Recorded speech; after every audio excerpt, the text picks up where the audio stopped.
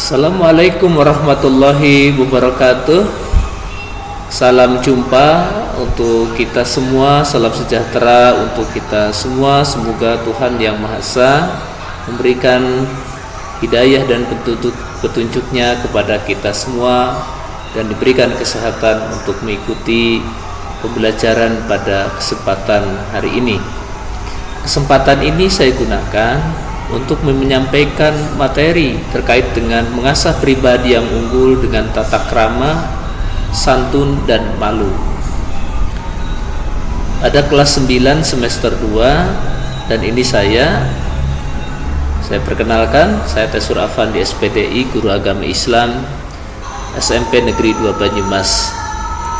Nah, pada kesempatan ini juga saya menyampaikan terima kasih yang sebesar-besarnya atas atensi dan juga masukan dari beberapa konten yang telah masuk, dan juga memberikan masukan kepada saya untuk selalu memperbaiki media pembelajaran yang disampaikan, terutama di masa pandemi saat ini. Sebelum kita meningkat pada materi yang akan saya sampaikan, mari kita bersama-sama berdoa kepada Allah Subhanahu wa Ta'ala, supaya Allah memberikan ilmu kepada kita semua, tentunya dengan ilmu yang bermanfaat di dunia wal akhirah. Dengan doanya, raditu billahi robba wa bil islami dina wa bi muhammadina wa rasula rabbi sidni ilma warzuqni fahma, amin. Pada kompetensi dasar, saya menyampaikan KD yang pertama adalah memahami makna tata krama, sopan santun, dan rasa malu. Ini pada kompetensi dasar. Sedangkan pada indikator pencapaian kompetensi, yang pertama adalah menjelaskan pengertian santun, yang kedua menyebutkan dalil nakli tentang santun, yang ketiga menjelaskan hikmah perilaku santun sebagai implementasi dari pemahaman Quran Surat Al-Baqarah, yang keempat, kelima, dan keenam itu merupakan bagian dari penjabaran ya dalam pembelajaran ini.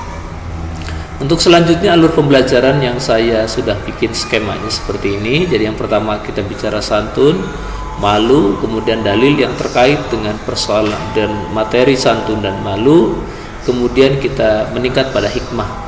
Dan pada hikmah ini saya memberi kesempatan kepada Anda juga untuk browsing dan lain sebagainya yang bermanfaat untuk membuka wawasan dan cakrawala kita bersama. Kemudian pada KD 3.9 memahami makna tata krama, sopan, dan santun.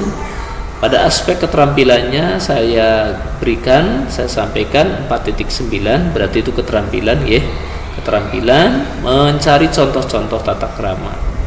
Nah, kemudian pada IPK yang saya maksud adalah kita mencarinya dengan cara menggali melalui literasi, membaca, survei barangkali, kemudian video yang ada di Google, YouTube, dan sebagainya, atau PPT, dan diskusi yang diharapkan peserta didik nanti setelah mempelajari materi yang betul-betul ini disampaikan, betul-betul menjadi sebuah motivasi bagi anak-anak untuk berperilaku sopan dan santun.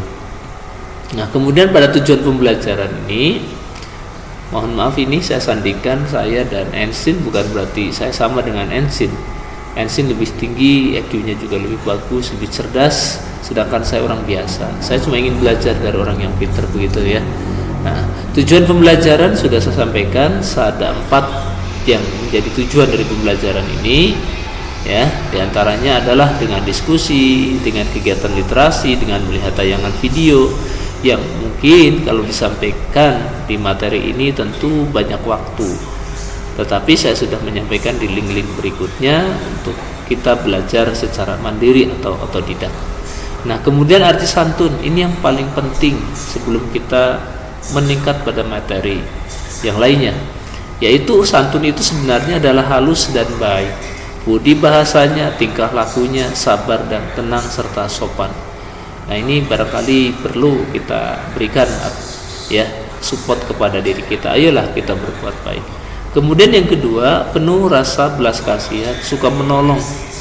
Jadi orang-orang yang suka menolong gitu kan ya, ini berarti dia sudah memiliki rasa santun. Nah, kemudian ini saya memberikan stimulus pada anak-anak, pada kalian semua. Bagaimana, pertanyaan dasarnya adalah apakah ada dalil tentang santun itu? Nah ini ayat yang menjelaskan tentang santun. Saya bacakan dalam Al-Qur'an, wa idz akhadna mitsaqa bani Israila la ta'buduna illallah wa bil walidaini ihsana wa dzil qurba wal yatama wal masakin wa qulu lin nasi husna wa aqimus shalah wa antus zakah thumma tawallaitum illa qalilan minkum wa antum mu'ridun.